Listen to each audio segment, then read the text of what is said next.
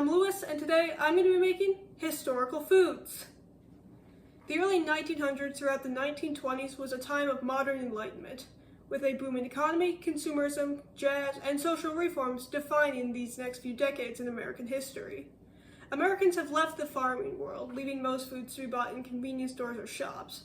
Along with that, advertisements started to pick up, as advertisements could be found in buildings, signs, newspapers, and radio, drawing in more consumers. Along with that, people have more money, allowing them to experiment more with different foods. That led to many different show-stopping foods like Jell-O salads and deviled eggs being created around this time. A lot of different brand names also started to pop up and grow in popularity, like Coke, Kellogg's, and Kraft, and along with that, the best thing, sliced bread. So, in this era of illegal drinking at moonlight with swinging jazz, what did people eat? Well, today I'm going to be making Tuscan crackers, chicken a la king, and Waldorf salad. Let's go! Waldorf salad was created in 1893 in the Waldorf Hotel. The salad soon became popular for its sweet taste and easy preparations. Salads were already growing in popularity, as more research was done on the nutritional benefits inside of salads. They were also very show-stopping foods, because of their ability to be changed and tweaked to really look however you want. Mayo became a popular condiment as it was being mass-produced throughout the 20s. When mixed with yogurt, the mayo creates a nice flavor that almost contrasts the sweetness from the fruits and the nuts. The Waldorf salad has a few different variations. For example, my mom recalled her mother adding tiny marshmallows into the salad. To make the salad, cut and mix apples, celery, walnuts, pecans, and raisins. Then add mayo, yogurt, and toss.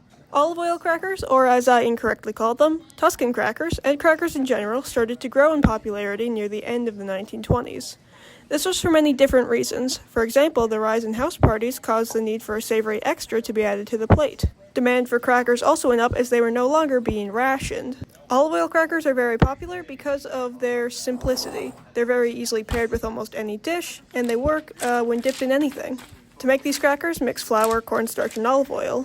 While mixing, add water. Once they're all combined, spread it out to a cooking sheet. Sprinkle seeds or whatever seasoning of choice you want, and bake until the edges are brown. As dinner parties started to rise in popularity, so did chicken a la king. Chicken a la king was popular at dinner parties for how elegant it looked and tasted, despite the recipe being fairly simple. Dinner party food helped to define the 1920s, as the rising economy allowed people to splurge on decorative items, lavish meals, and fine clothes.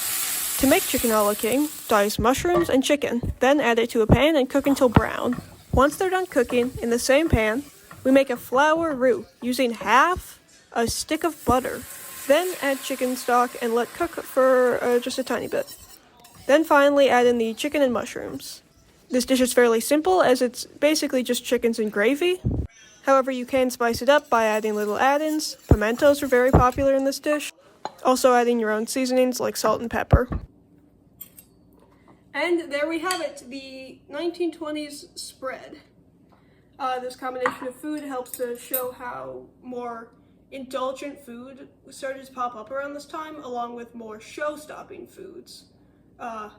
During this time, again, a lot of people started to move away from farming, so foods often had multiple different ingredients, changing up flavors, doing a lot of stuff to make it look cooler, instead of just things like pea pudding or different types of stews. A cultural shift of individualism also started to emerge during this time, and we can definitely see that through the wackiness and uniqueness of multiple different popular recipes seen in newspapers, or just family recipes. Most of the food is very eye-catching, it's very impressive to look at, so it's mostly all down to aesthetics.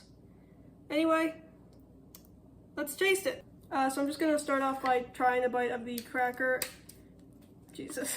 I'm going to try the cracker just kind of by itself quickly, so.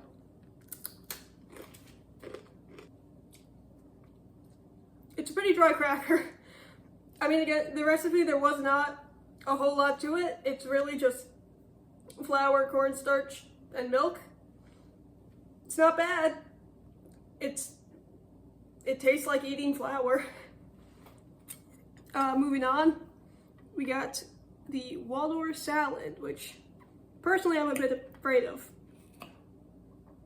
Let me get a nice good bite of all the lovely stuff on this plate. Oh, God.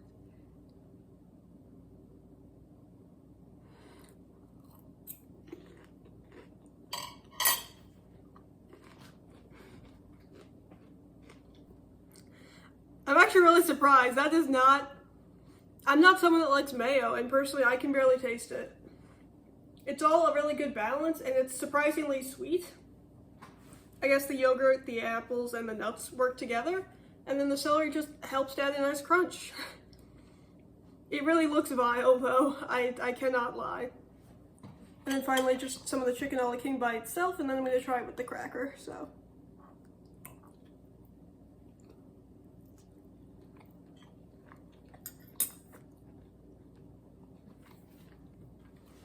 I mean, it's basically chicken and gravy. There really isn't much to it. Once you kind of get the gravy off of the chicken, you can tell it's really plain. There's no extra seasoning. It's really just pepper and salt. So it's a fairly plain thing, but I mean, it's definitely more comfort food adjacent, I would say. And then finally, just gonna scoop some of it up with the cracker.